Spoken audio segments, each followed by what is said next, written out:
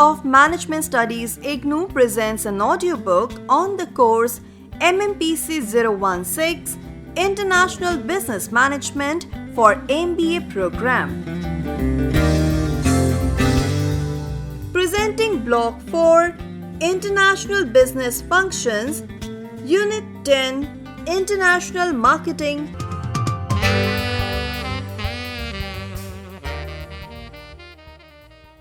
International Marketing. Objectives. After reading this unit, you should be able to 1. Define the concepts of marketing and international marketing. 2. Explain international consumer behavior. 3. Understand how to select markets, channels of distribution, and prospective buyers. And 4. Identify the steps required for successful exporting.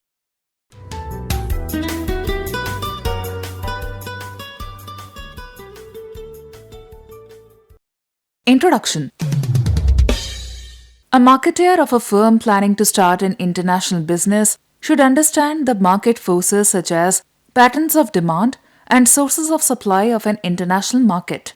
Marketing concepts help us to understand market nuances such as needs, wants, desires, and demand of prospective customers of a culturally and economically diverse market and help identify potential markets for business, including suitable market entry strategy. One can accordingly segment the markets, decide the product's feature and prospective price offers, and devise the distribution and promotional strategy. Before going through international marketing, let us first understand marketing in simple terms. Marketing may be defined as the process which meets the needs profitably. The more formal definition of marketing, as laid down by American Marketing Association, is that it is an organizational function and a set of processes for creating, communicating, and delivering value to customers and for managing customer relationships in ways that benefit the organization and its stakeholders. Another related concept is that of marketing management, which deals with the choice of target markets and managing customers through creating, delivering, and communicating superior customer value. Wave of economic globalization has shifted the production centers from countries with high labor costs to low-cost centers in Asia, primarily in China, Southeast Asian nations, and to India. This has led to internationalization of global value chain, thus necessitating the need of identifying the competitive supply sources of both inputs and finished goods. One needs to understand the marketing concepts in context of global markets, which are quite different economically, socially, culturally, and technologically. The field of international marketing helps understand these implications. International marketing refers to exchange of goods, services, and ideas among different countries.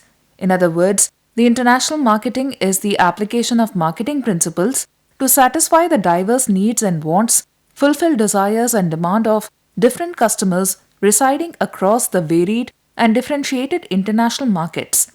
The concept of marketing has undergone a radical change in the past few years, and some of the key drivers of this change are globalization and gated globalization, liberalization of the economies, globally aware customer, increased competition, emergence of big retail players, convergence of various industries, ease in financial transaction, e-commerce and evolving digital space, logistics as business differentiator, and business readiness for volatile and uncertain times. A firm cannot apply the standard marketing mix when launching a product into international market. A firm has to adapt the marketing mix to suit the target country.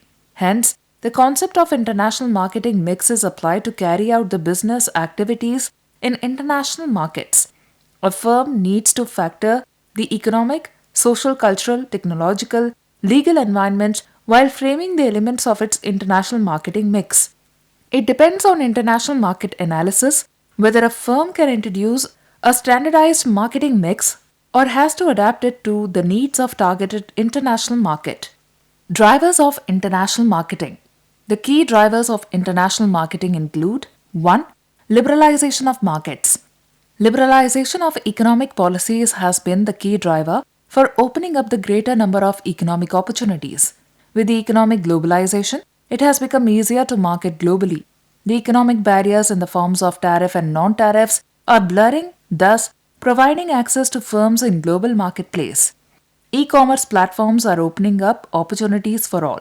One needs to have a high quality product, a right business strategy, and willingness to cope with higher degree of risks to grow internationally.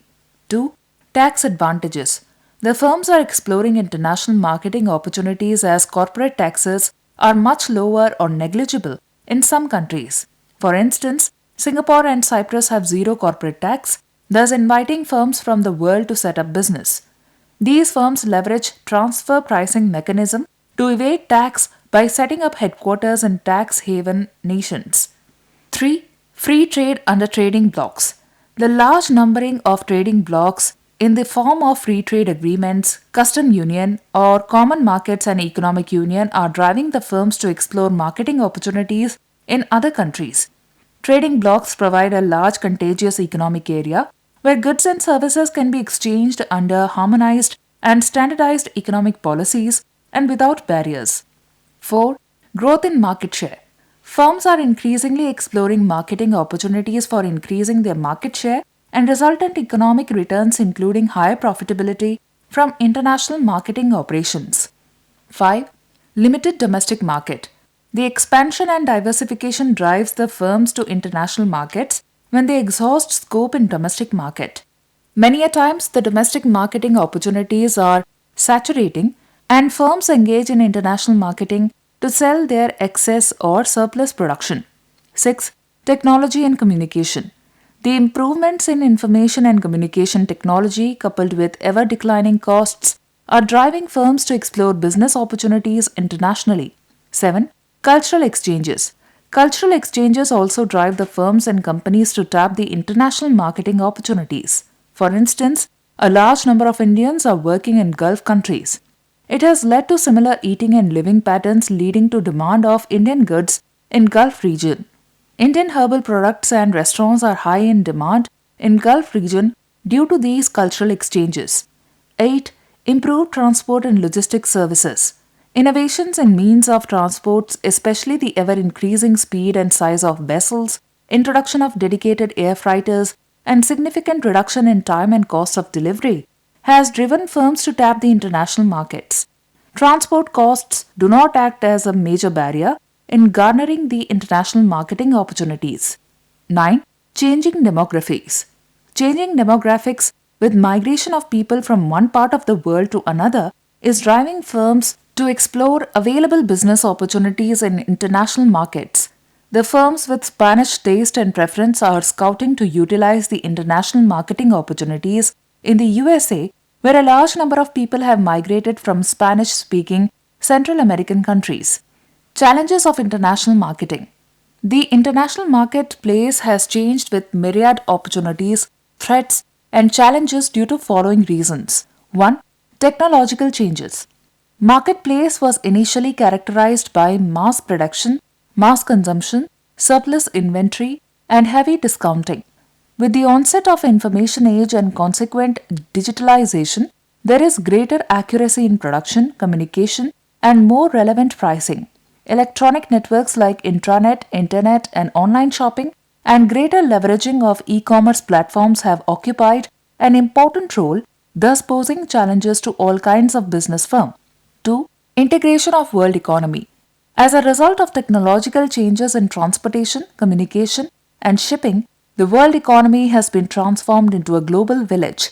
This spurt in globalization has facilitated companies to expand in global market, and consumers can now purchase goods and services produced in other countries. It simultaneously challenges the firms to be more proactive for taking advantage of such situation. 3. Privatization and liberalization. Privatization of public enterprises and liberalization of economic policies, coupled with shifting of focus to customer-centric services with a global product, provides opportunities but simultaneously challenges business firms innovate and market their products with greater efficiency and effectiveness. 4. Consumer has become the king. From the old concept of buyers beware, now the concept of consumer is the king has emerged. Consumers globally are awakened and resultantly demand improved quality, service, and atomization. Consumer, now being more techno-savvy, is more informed and is price and brand sensitive. There is emphasis on building long-term relationship with consumers. 5. Greater competition.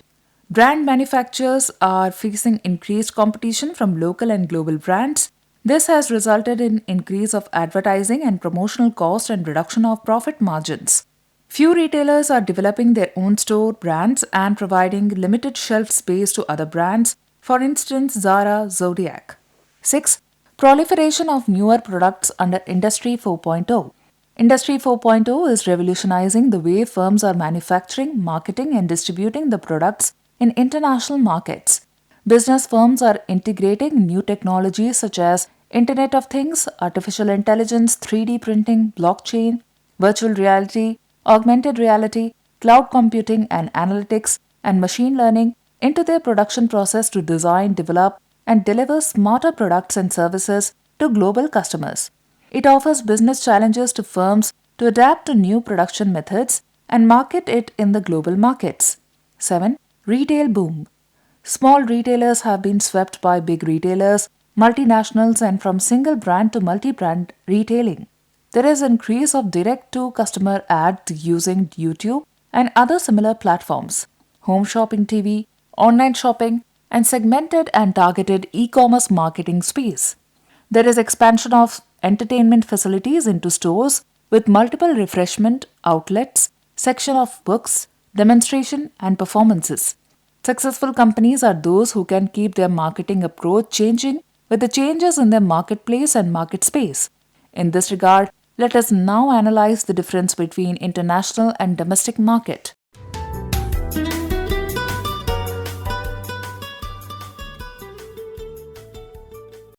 International and domestic marketing.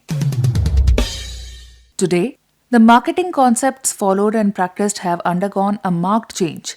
The focus is now on consumers and competition. The emphasis is therefore on what is being demanded by the consumers and what is being supplied to them by the competitors. The end as perceived by a good marketer is profit via consumer satisfaction. Marketing can now be defined as the process of focusing the resources and objectives of an organization upon the opportunities and needs that exist in the environment. Marketing as a concept is universal, but the markets and behavior of consumers vary across countries and can be quite different. This necessitates any student of international marketing to gain knowledge in three critical areas. 1. Cross-cultural knowledge. 2. Country or regional knowledge. 3. Cross-border transactions knowledge. To simply put, international marketing refers to the marketing of goods and services across the international borders in the era of declining trade barriers and decreasing transportation costs among the countries.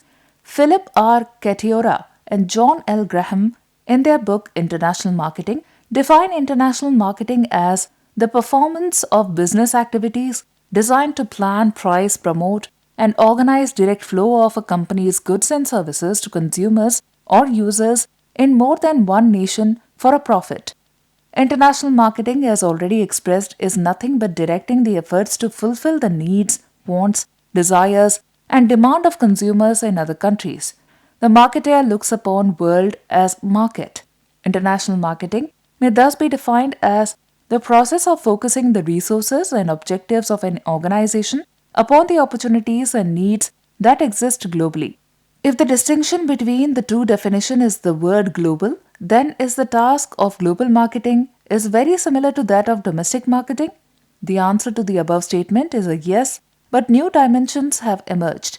They include the increase in the number of markets and difference in the orientation that arises because of entering a new country or a new business environment. Thus, the differences between domestic and global marketing arise entirely from the differences that exist in the national environment within which the marketing efforts are directed and the differences that arise in the organization because of operations being conducted simultaneously in different markets. In order to understand the magnitude of differences between domestic and international marketing, it becomes necessary to analyze the impact on marketing variables using a checklist.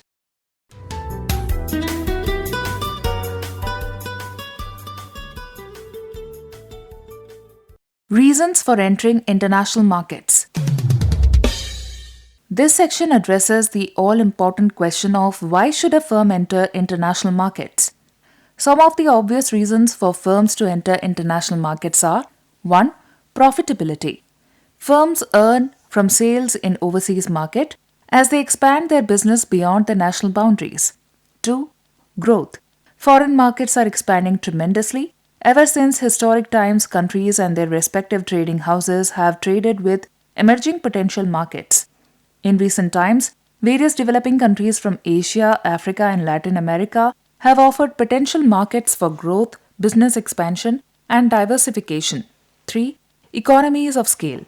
Companies with their presence in international markets enjoy economies of large-scale production.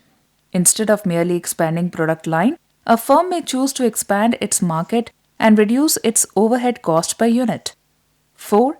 Risk spread. The firms are able to sell their products to various markets, thus offsetting the risks associated with economic downturns, business cycle, and political stability. 5. Access to imported inputs. The firms having global presence have easy access to raw materials, semi-finished and finished products, thus ensuring the cost-effective business operations and overcome competition. 6. Uniqueness of products and services. Each MNC sources its product from different distributors, market, region, and country. This causes the product and services produced or supplied by it to be unique from others. A company with global presence has better learning curves and unique bundle of goods and services. 7. Marketing opportunities due to life cycle. A product may be at the end of its life cycle in one market and not even introduced in another. Example: fashionable accessories like leather shoes, handbags, which are usually introduced first in France and takes its own time to travel to other emerging and developing countries. 8. Spreading R&D. The research and development costs are not confined to one country but spread across regions, which reduces per unit cost.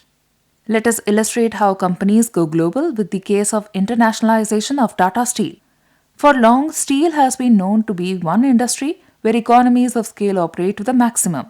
Steel is a cyclic industry with marked ups and downs phases.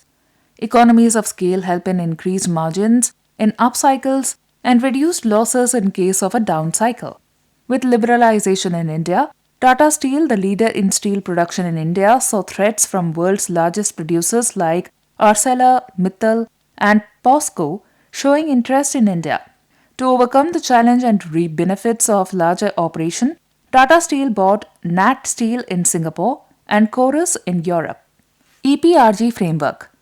Depending on the kind and degree of its involvement in foreign markets, a firm has to reorient and reorganize its activity to cope with different levels of operational responsibilities inherent in such involvement.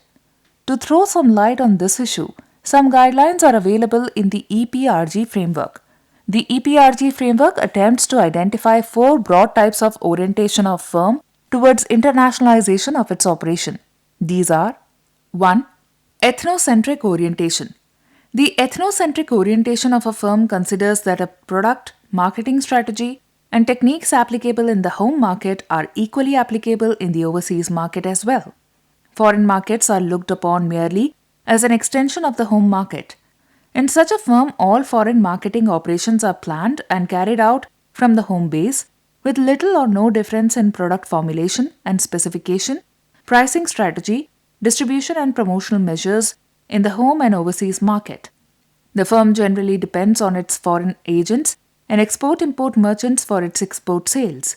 Patanjali Ayurved Limited has been marketing its herbal products under the ethnocentric approach to markets in South Asia, Gulf region, and even in African countries where customers value the merits of herbalism. 2. Polycentric orientation. When a firm adopts polycentric approach to overseas marketing, it attempts to organize its international marketing activities on country-by-country basis. Each country is treated as a separate market entity and individual strategies are worked out accordingly. Local assembly or production facilities and marketing organizations are created for serving the market needs in each country. Apollo Hospital has leveraged polycentric approach to expand and diversify in Middle East and African countries through this approach. 3. Region-centric orientation. In region-centric approach, the firm adopts a regional marketing policy covering a group of countries which have comparable market characteristics. The operational strategies are formulated on the basis of the entire region rather than individual countries, and production and distribution facilities are created to serve the whole region with effective economy of operations and closer control and coordination. Mahindra Group is expanding its reach to global markets by leveraging the region-centric approach and accordingly have production and assembly facilities in China, the US, and South Africa. 4. Geocentric orientation. In geocentric orientation, the firm adopts a worldwide approach to marketing and its operations become truly global in character. In a global enterprise, the management establishes manufacturing and processing activities at specific points around the world in order to serve the various national or regional markets through a complicated but well coordinated system of productive and distributive network.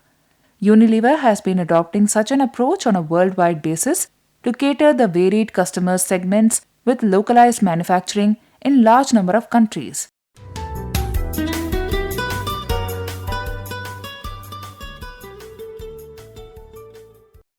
Basic modes of entry into international markets. This section explains the various alternatives in international trade and marketing that a company can pursue as long-term or intermediate strategy for expansion. Export-import of goods. 1. Most basic form of international expansion. 2. Search for marketplace in foreign countries. 3. Search for raw materials in foreign countries. Example: Coromandel International Limited exports a significant proportion of its pesticide, insecticide, and weedicide production to markets in South Asia, Southeast Asia, Africa, and Latin American countries. Subsidiaries. 1. Set up a subsidiary of the company in another country. 2. The subsidiary is a registered company in the foreign land. Example: Coca-Cola sales operation in India are handled by a wholly owned subsidiary called Hindustan Coca-Cola Beverages Private Limited. Joint ventures. 1. Join hands with another company in the foreign land. 2. Benefit of local knowledge and culture. 3. Sharing of costs and risks with partners. Example: BrahMos is the world's best supersonic missile system, jointly developed by Defense Research and Development Organization and Russia's NOP Machino Storienia under a JV called BrahMos Airspace. Franchisee. 1. Patent the technology or the process but outsource its implementation. 2. Local franchisee unit then produce, execute and sell. Example: McDonald's has patented processes but sells its famous eatables through thousands of franchised outlets. Licensing. 1. Enters into a contract with another firm. 2.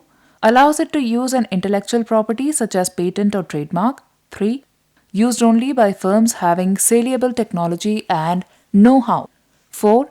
Transfer is based on lump sum payment or percentage of sales or both.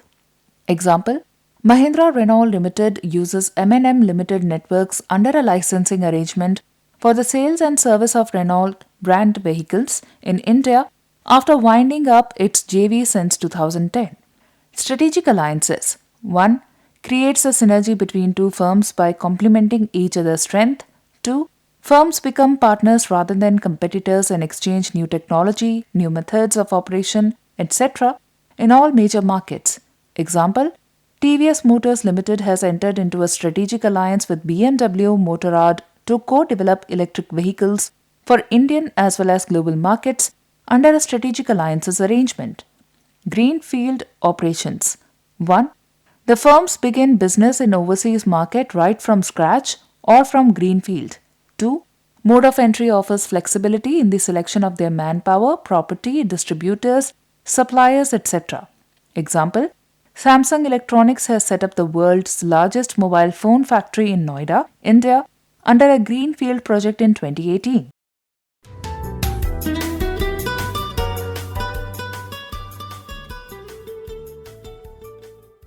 International consumer behavior. Marketing in the international context is complicated by varying consumer behavior, which itself is governed by a number of factors that are sometimes uncontrollable. The first step, therefore, is to classify the factors as controllable and uncontrollable factors. The controllable factors must be taken care in any international marketing operation, and there should be continuous tracking of the uncontrollable factors in order to understand their impact, especially when they turn unfavorable. The uncontrollable factors affecting international marketing decisions are political environment, legal environment, consumer behavior judged by cultural factors, level of infrastructure and technology affecting distribution and manufacturing, geography and climate of a country. The list is not exhaustive, but these are some of the important factors that affect marketing decisions.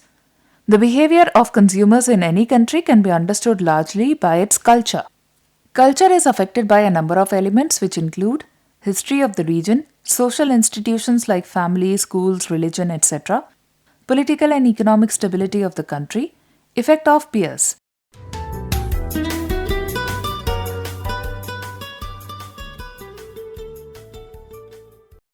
Selecting international markets, channels, and buyers. For any firm or company to succeed in international markets, it is important that it must appraise and assess its competitive advantages in the light of prevailing international trading regime and environment. It is difficult to analyze and generalize the factors which may be of help for a firm in some international markets, but a reference can essentially be made to the following decision making while selecting the international market. Selecting channels of distribution. The following channels of distribution are generally utilized while exporting to overseas markets: exports through consortia, exports through canalizing agency, exports through other established merchant exporter or export houses or trading houses, direct exports, exports through overseas sales agency. Exports through consortia. An export consortium is voluntary alliance of firms with the objective of promoting the export of goods and services. It is a formal organization to facilitate access to foreign markets. Most consortia are non-profit entities and members retain their financial, legal, management, and commercial autonomy, thus retaining control over business. Exports through canalizing agency. Canalization of exports and imports mean exports and imports only through the agencies designated by the central government. For instance, precious metals in India are imported through Mmpc Limited and sugar is exported through Indian Sugar Exim Corporation. Exports through other established merchant exporter or export house. Merchant exporter means a person engaged in trading activity and exporting or intending to export goods. He or she purchases goods from the market or from a manufacturer and then sells them to foreign buyers. Export houses or trading houses means an exporter holding an export house or trading house certificate issued by the Directorate General of Foreign Trade. Direct export. Direct exports is a situation in which a company sells its products directly to customers in another country without using another person or organization to make arrangements for them. In direct exporting, the exporter handles every aspect of the exporting process. The advantages of this process are that profits are greater because you are eliminating intermediaries. The exporter handles market research, foreign distribution, and logistics of shipment for collecting payment. Exports through overseas sales agency. Manufacturer exporter, that is manufacturing the goods himself or herself for export, sales agent or commission agent, or indenting agent, that is acting on behalf of the seller and charging commission, while buying agent, that is acting on behalf of the buyer and charging commission. Such overseas sales agencies should have knowledge about the market, including local laws, and have adequate knowledge about their industry where the product is being sold. Selecting prospective buyers. One can collect information of the prospective buyers of the commodity from the following sources. 1. Inquiries from friends and relatives or other acquaintances residing in foreign international marketing countries. 2. Visiting or participating in international trade fairs and exhibitors in India and abroad, contacts with the export promotion councils, commodity boards, or other government agencies. 3. Consulting international yellow pages. 4. Collecting addresses from various private Indian publications directories available at cost. 5. collecting information from international trade directories, journals, periodicals available in the libraries of Directorate General of Commercial Intelligence and Statistics, IIFT, Export Promotion Councils, ITPO, etc. 6. Making contacts with trade representatives of overseas government in India and Indian trade and other representatives, international trade development authorities abroad.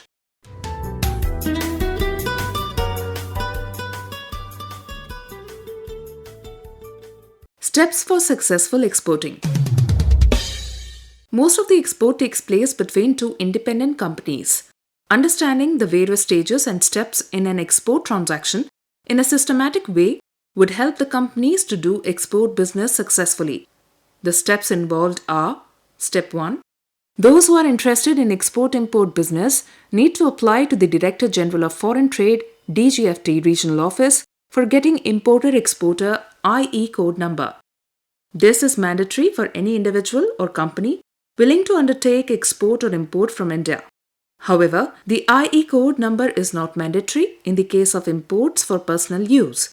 DGFT has got regional offices in many states. Step 2. One has to register with the concerned Export Promotional Council. For example, in case of garments, it is essential to obtain registration cum membership certificate RCMC from the Apparel Export Promotion Council. Registration is essential for obtaining various permissible benefits given by the government and availing the restricted licenses and no objection certificate for restricted and canalized exports and imports. Step 3. The exporter can directly and indirectly approach buyers and can send samples also if required. Both exporter and importer will have to agree the terms and conditions of the contract like pricing, documents, freight charges, currency, payment terms, delivery date, etc. Then, importer sends purchase order. Step 4. With export orders in hand, a firm can start manufacturing or buy the goods from manufacturers. Step 5. The exporter should make arrangements for quality control and obtain a certificate from the Inspector of Quality Control confirming the quality of goods to be exported. 6. Exportables are then dispatched to ports or airports for transit. 7. The export firm has to apply to an insurance company for marine, air insurance, cover depending on negotiated terms of delivery. Depending upon the terms, an exporter may ask importer to take marine or air insurance. 8. After completion of these formalities, the exporters contact the clearing and forwarding agent for storing the goods in warehouses. The forwarding agent comes out with a document called shipping bill required for allowing shipment by the customs authority. 9. After loading goods into the ship, captain of the ship issues a receipt known as mate receipt to the ship's superintendent of the port. The superintendent calculates port charges and hands over the same to exporter or appointed freight forwarder. 10. When port payments are made, the freight forwarder or the exporter gets the bill of lading or airway bill from the official agent of shipping company or airline. 11. The exporter makes an application to the relevant Chamber of Commerce for getting certificates of origin stating that the goods originated from the home country. 12. Exporters also send a set of documents to the importers stating date of shipment, name of vessel, etc. Moreover, it is desirable to send certain documents like bill of lading, commercial invoice, and packing list to their foreign counterparts. 13. The exporter now presents all import documents at his or her bank. The bank scrutinizes these documents against the original letter of credit or purchase order. 14. Exporter's bank sends these documents to importer's bank. Importer's bank would make payment on or before due date. 15. Exporter applies electronically for Bank Realization Certificate (EBRC), which acts as a final proof of exports and payment realization. 16. Exporter initiates action for claiming export benefits. Exporter claims export benefits, duty neutralizations, and tax refunds. Hence, the managers concerned with export-import business should be well acquainted with all the documents which are needed in this process.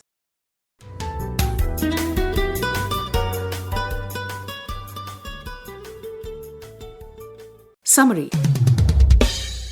Marketing is a universal concept whether applied for domestic or international markets. The marketing concepts are to be revisited in context of economic, social, cultural, technological, and legal factors for international marketing operations. Though the basics of marketing remain the same across various countries, the complication in international marketing arises because of two fundamental reasons. One, the differences in the cultural context within which the origin country and the target country reside, and two, the presence of uncontrollable factors in the foreign region that might hinder the success of otherwise foolproof international marketing strategies.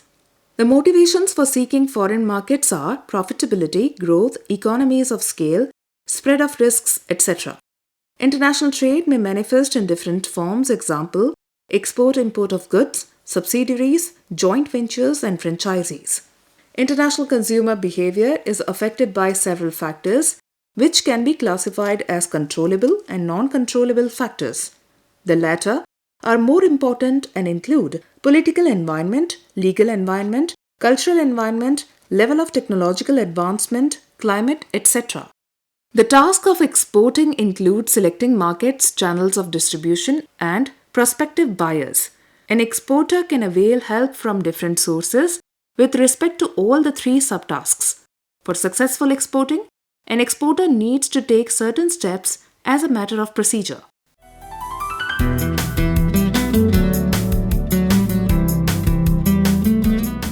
You were listening to the audiobook by the School of Management Studies IGNOU for MBA program. Course code Mmpc 016 International Business Management. Course Coordinator Professor G. Subayama. Voiceover by Renuka. Edited by Ashok Sharma. Program assisted by Tarannum Jahan and Jagbandhu Jana. Program produced by Dr. Manoj Kumar Singh. This program was brought to you by Electronic Media Production Center of Indira Gandhi National Open University.